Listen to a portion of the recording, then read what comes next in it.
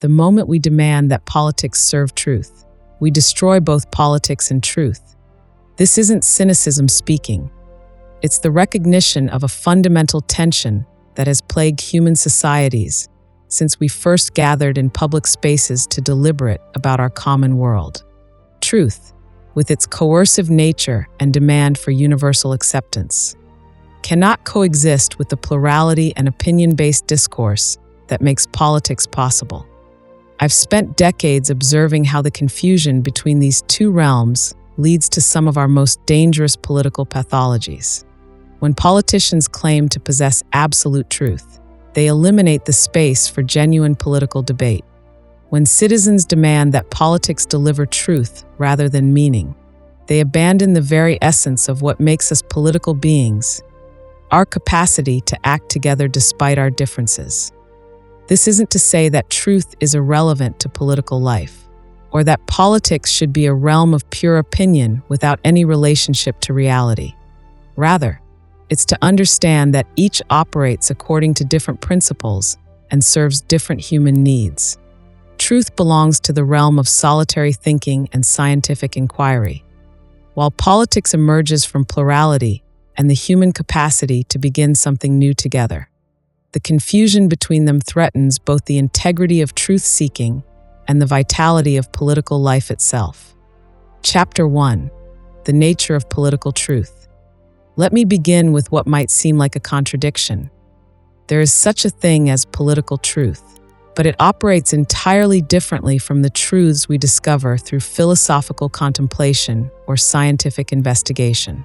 Political truths are factual truths, stubborn, mundane facts about what has happened and what exists in our shared world.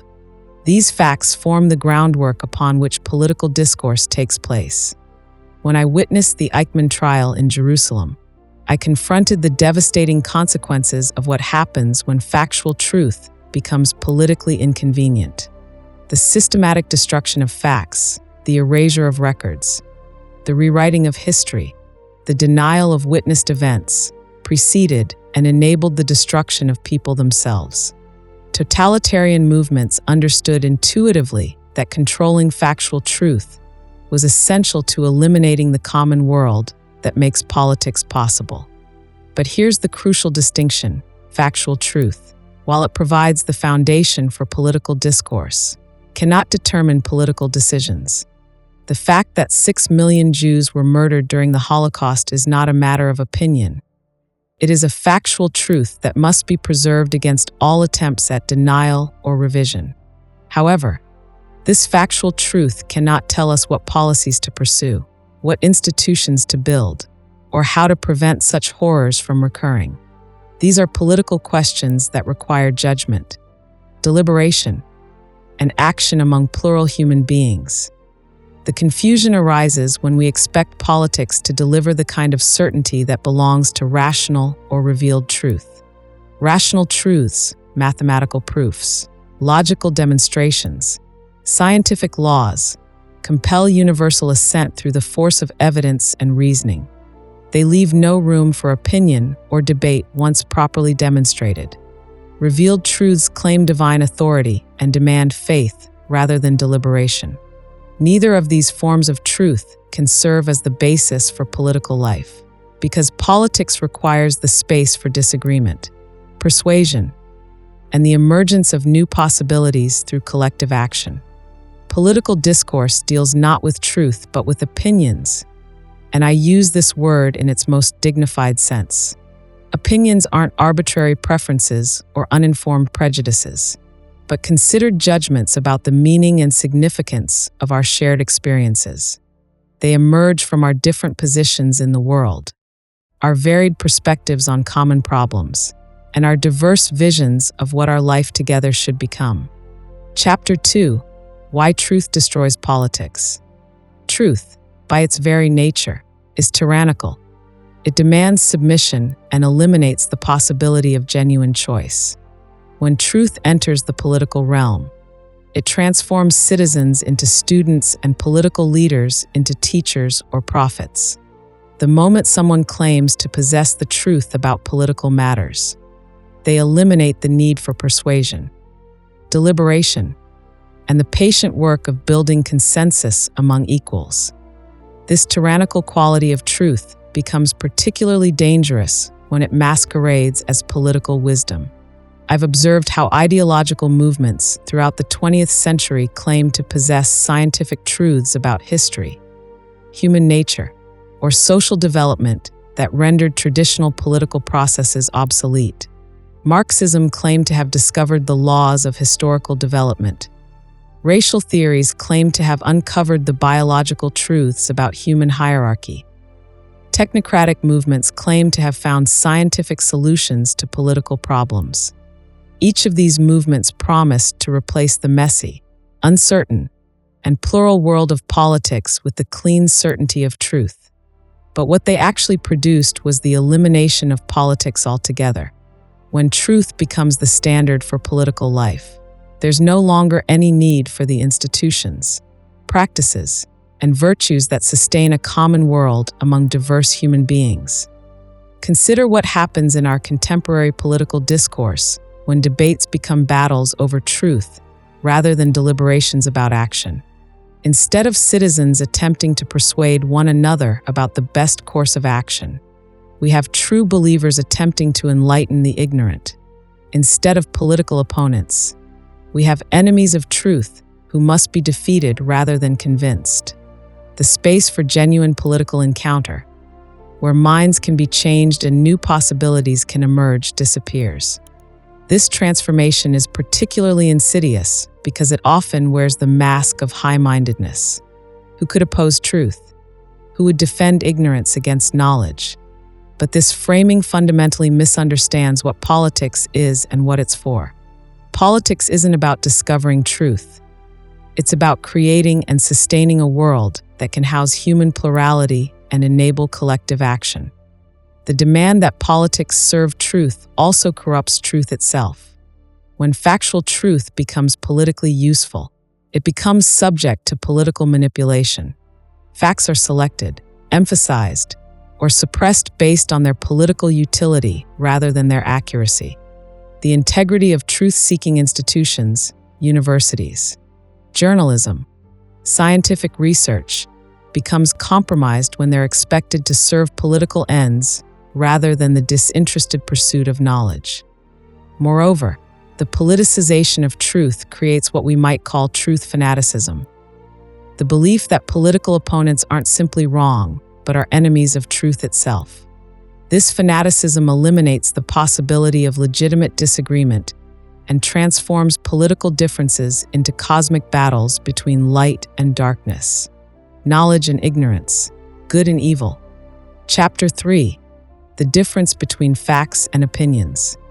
The health of political life depends on maintaining a clear distinction between facts and opinions, even as we recognize that this distinction is often difficult to preserve in practice. Facts tell us what is. Opinions tell us what the meaning and significance of what is might be for our life together. Let me illustrate this with an example that has shaped much of my thinking. The fact that totalitarian regimes murdered millions of people in the 20th century is not a matter of opinion. The numbers, the methods, the institutional mechanisms, these are factual matters that can be documented, verified, and preserved against attempts at denial or revision. Any political discourse that hopes to be meaningful must begin from a shared acknowledgement of such facts. But what these facts mean for how we should organize our political life, what institutions we should build, what policies we should pursue, these are matters of opinion that require political judgment. Some might conclude that these facts demonstrate the need for stronger international institutions to prevent genocide. Others might argue that they show the importance of preserving local autonomy and resisting centralized power. Still, others might focus on the educational or cultural changes needed to prevent the conditions that make such atrocities possible. None of these political conclusions follows inevitably from the facts themselves. Each represents a considered judgment about what the facts mean for our future action together.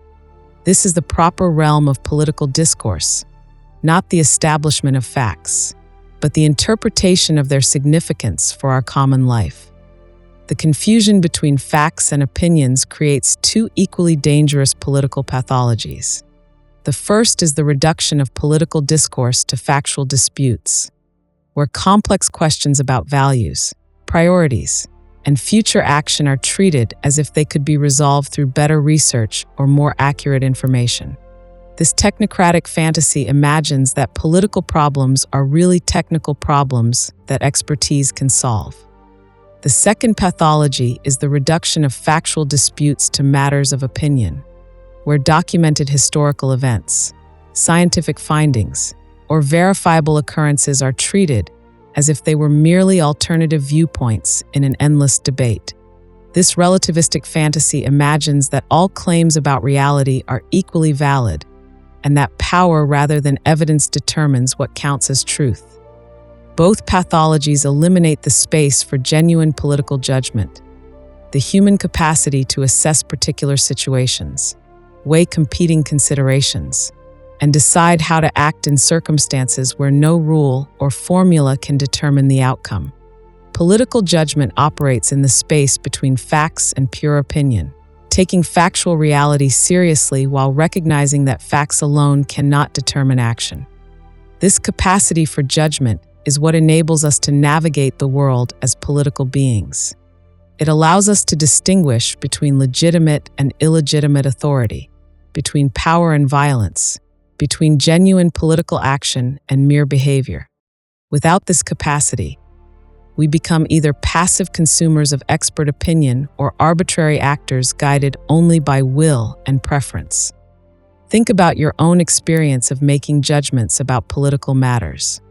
Don't you find yourself weighing facts, considering different perspectives, imagining various courses of action, and trying to assess what would be best for your community? This is the activity of political judgment, distinctly human, irreducibly plural, and essential to maintaining a world fit for human beings. Chapter 4: How Modern Politics Confuses Truth and Opinion. The modern age has systematically obscured the boundaries between truth and politics, creating a dangerous confusion that threatens both domains. This confusion didn't arise accidentally. It emerged from specific historical developments that transformed how we understand knowledge, politics, and their relationship. The scientific revolution promised that the same methods that revealed natural truths could be applied to human affairs. This led to the fantasy that political problems could be solved through the application of scientific knowledge, reducing citizens to objects of expert management rather than subjects capable of political action. We see this technocratic impulse everywhere in contemporary politics. The belief that economic policy should be left to economists, that social problems require sociological expertise, that political decisions should be based on data rather than judgment. But human affairs resist scientific treatment precisely because they involve the capacity for new beginnings, the unpredictability of action, and the irreducible plurality of human perspectives. Politics deals with what we should do together, not with what must happen according to natural laws.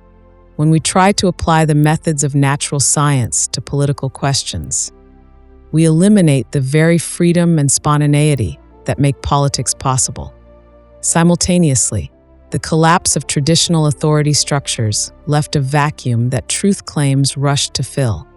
When religious and customary authorities lost their binding power, political movements began claiming scientific or historical truth as the foundation for their authority. Marxism claimed to have discovered the scientific laws of social development. Nationalism claimed to have uncovered the natural truths about racial or cultural identity. Even liberal democracy began to justify itself through claims about human nature or historical progress, rather than through the more modest argument that it provides the best framework for political life among plural beings.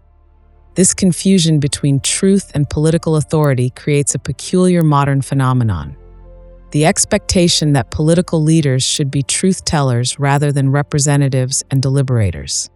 We demand that politicians provide us with accurate information about complex realities, correct interpretations of historical events, and reliable predictions about future outcomes.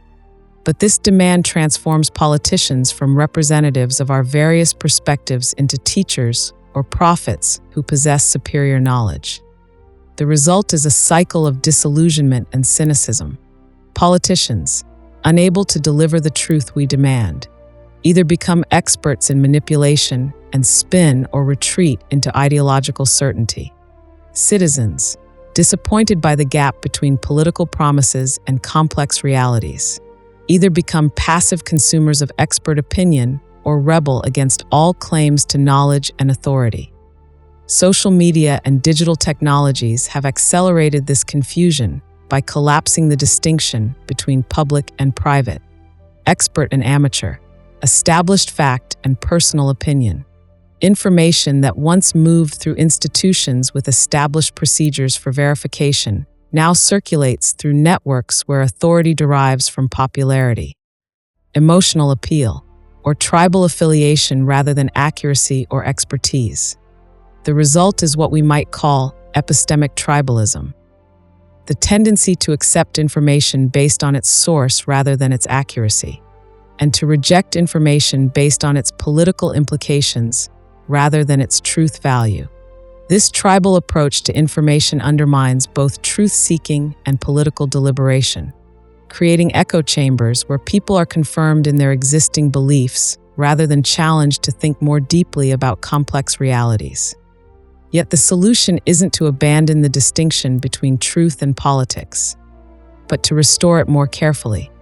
We need institutions that can preserve factual truth from political manipulation while also maintaining spaces for genuine political deliberation about the meaning and implications of established facts. Chapter 5: The Consequences of Politicizing Truth. When truth becomes a political weapon, we lose both reliable knowledge and genuine politics. I've witnessed this transformation repeatedly in totalitarian regimes that turned universities into propaganda organs, in ideological movements that subordinated science to political objectives, and in contemporary democracies where research institutions become partisan think tanks. The politicization of truth corrupts the institutions and practices that society depends on for reliable knowledge about the world. Universities, scientific research, journalism, and cultural institutions require a degree of independence from immediate political pressures to fulfill their essential functions. When these institutions become primarily political actors, they lose their capacity to preserve and transmit factual truth across generations. Consider what happens to education when it becomes primarily political. Instead of introducing young people to the complexity and richness of human experience, education becomes indoctrination into particular worldviews. Instead of developing the capacity for independent thought and judgment, students learn to apply predetermined frameworks to all questions. Instead of preserving cultural achievements and factual knowledge, schools become battlegrounds for competing political visions. This corruption of educational institutions is particularly dangerous because education serves a crucial political function, not by producing citizens who hold correct opinions, but by developing their capacity for judgment and their appreciation for the world they inherit and will pass on to future generations. When education becomes politicized, it produces neither reliable knowledge nor capable citizens, but partisans equipped with slogans rather than understanding. The politicization of truth also transforms the nature of political discourse itself. Instead of deliberating about what we should do together based on our shared understanding of factual reality, political debate becomes a contest over competing versions of reality itself. Instead of arguing about the significance and implications of established facts, we find ourselves arguing about whether the facts themselves exist. This shift eliminates the common ground that makes political persuasion possible. If we can't agree on basic facts about the world, how can we deliberate meaningfully about future action? If every factual claim becomes suspect based on its political implications, How can we distinguish between legitimate and illegitimate authority, between reliable and unreliable sources of information? The result is the fragmentation of public discourse into separate epistemic communities, each with its own version of reality and its own criteria for determining truth. Members of these communities can communicate effectively with each other because they share assumptions about what counts as evidence and what sources deserve trust. But communication across communities becomes increasingly difficult, undermining the possibility of democratic deliberation. Yet perhaps the most serious consequence of politicizing truth is its effect on individual citizens. When factual truth becomes politically contested, people are forced to choose between their political loyalties and their intellectual integrity. The pressure to accept or reject information based on its political implications rather than its accuracy corrupts the individual capacity for judgment and independent thought. This pressure creates what I would call epistemic bad faith, the tendency to apply different standards of evidence to information, depending on whether it supports or challenges one's political commitments. People become skilled at finding reasons to doubt inconvenient facts while accepting convenient claims with minimal scrutiny. This bad faith corrodes the intellectual virtues necessary for both truth-seeking and political judgment. Do you recognize this tendency in yourself? Have you noticed how much easier it is to believe information that confirms your existing political views than information that challenges them? This isn't a personal failing, but a predictable response to the politicization of truth. When truth becomes a weapon in political battles, intellectual integrity becomes a political liability. Chapter 6: Judgment as the Bridge Between Truth and Politics. The capacity for judgment represents our uniquely human ability to navigate between the realm of truth and the realm of politics without collapsing the distinction between them. Judgment allows us to take factual reality seriously while recognizing that facts alone cannot determine action. It enables us to act in particular situations without predetermined rules, drawing on both knowledge and wisdom without being enslaved by either. Judgment operates differently from both scientific reasoning and political calculation. Unlike scientific reasoning, judgment deals with particular situations that cannot be subsumed under universal laws. Unlike political calculation, judgment aims at something more than immediate advantage or the satisfaction of preferences. Judgment seeks what is appropriate, fitting, or right in particular circumstances, taking into account both factual reality and the plurality of human perspectives. This capacity becomes crucial when we confront the unprecedented situations that characterize modern political life. Traditional rules and established authorities provide little guidance for problems that have never existed before: climate change, nuclear weapons, global economic integration, artificial intelligence, genetic engineering. In such situations, we cannot simply apply existing knowledge or follow established procedures. We must exercise judgment. Judgment requires what I call thinking without banisters, the willingness to think each situation freshly rather than applying ready-made categories or formulas. This doesn't mean abandoning all previous knowledge or wisdom, but rather holding that knowledge lightly enough to see what is genuinely new in each situation.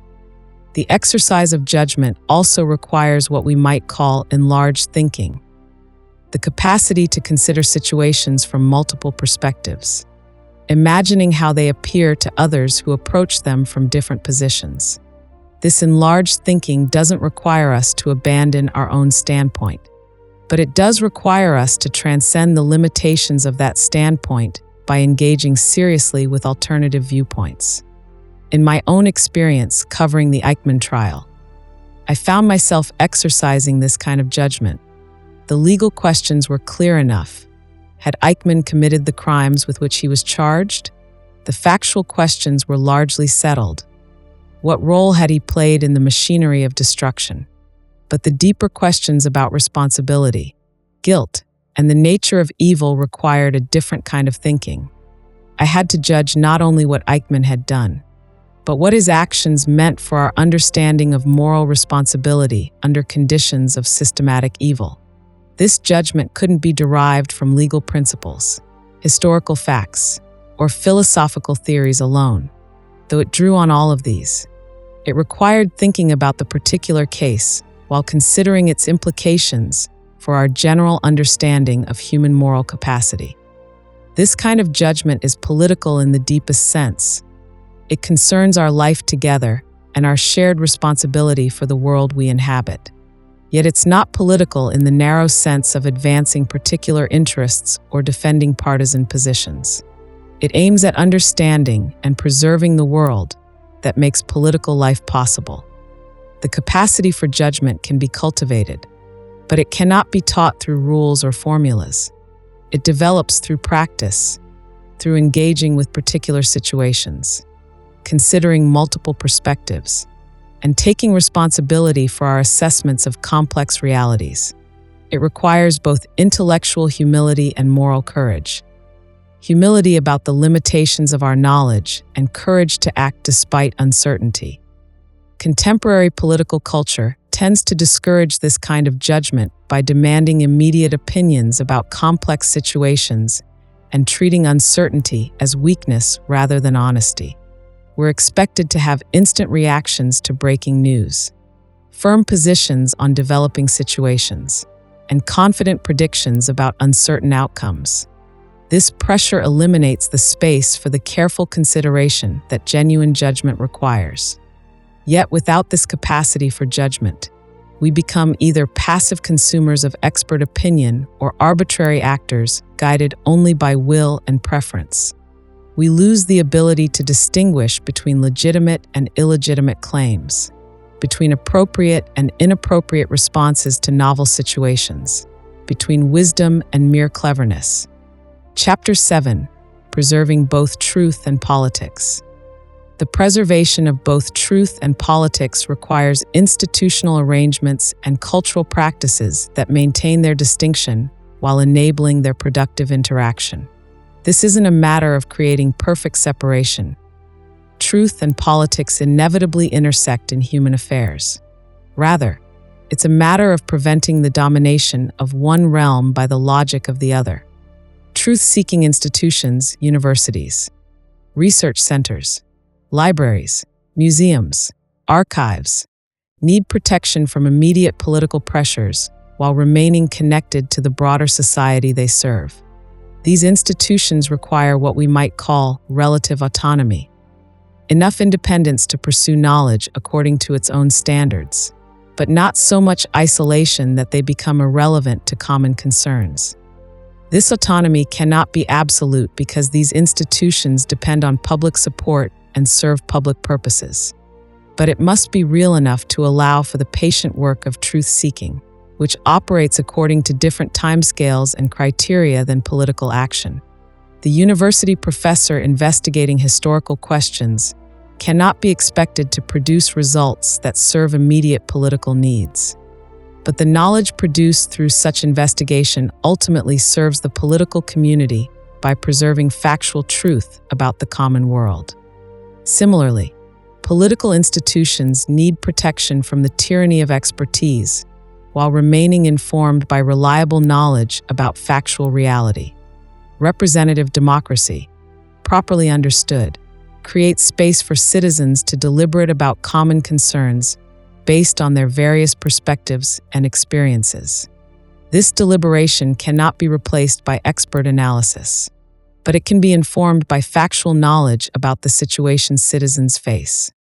The key is maintaining what we might call productive tension between truth and politics. Political discourse should begin from shared acknowledgement of factual reality, but it should not end with technical solutions imposed by experts. Citizens should take seriously the findings of scientific research, historical scholarship, and other forms of truth-seeking, but they should not surrender their capacity for political judgment to specialists. This productive tension requires cultural practices that support both truthfulness and political engagement. We need educational institutions that develop both the capacity for independent thinking and the appreciation for factual accuracy. We need media institutions that can distinguish between factual reporting and political commentary while doing both responsibly. We need political institutions that can incorporate expert knowledge without being dominated by technocratic thinking.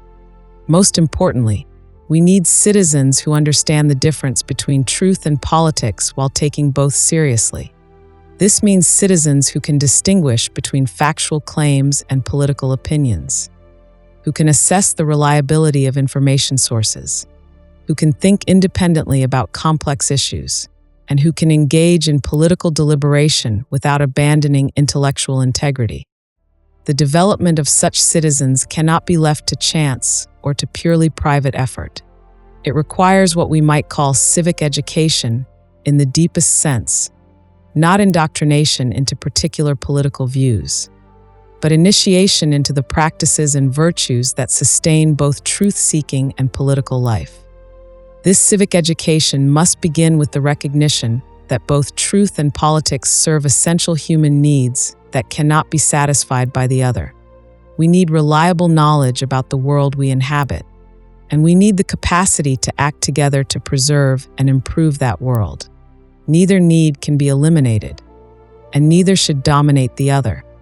The task before us is to create cultural and institutional arrangements that honor both needs while preventing their mutual corruption. This requires constant vigilance against both the politicization of truth-seeking and the technocratization of political life. It requires defending the autonomy of truth-seeking institutions while insisting on their responsibility to the common world. It requires protecting the space for political deliberation while insisting on its connection to factual reality. Above all, it requires recognizing that the tension between truth and politics isn't a problem to be solved, but a condition to be sustained. Human beings are both thinking and political animals, and any arrangement that forces us to choose between these capacities impoverishes our humanity. Conclusion: the relationship between truth and politics will always be fraught because human beings are both thinking and acting creatures who need reliable knowledge and meaningful collective life. The solution isn't to eliminate this tension, but to maintain it productively. We preserve truth by protecting the institutions and practices that enable disinterested inquiry while keeping them connected to our common concerns. We preserve politics by maintaining spaces for genuine deliberation among plural citizens while grounding that deliberation in shared acknowledgement of factual reality. Most crucially, we preserve both by cultivating the capacity for judgment, the uniquely human ability to think about particular situations without predetermined rules, to consider multiple perspectives without abandoning our own standpoint, and to act responsibly in circumstances where no expertise can determine the right course. This capacity for judgment represents our highest political faculty. It enables us to navigate between the Scylla of relativism and the Charybdis of dogmatism, between the chaos of opinion without factual grounding and the tyranny of truth without political deliberation. The world needs citizens who can think independently and act together, who can distinguish between truth and opinion while taking both seriously, who can resist both the politicization of truth and the technocratization of politics. The future of both truth and politics depends on our willingness to exercise this capacity for judgment in our own time and place.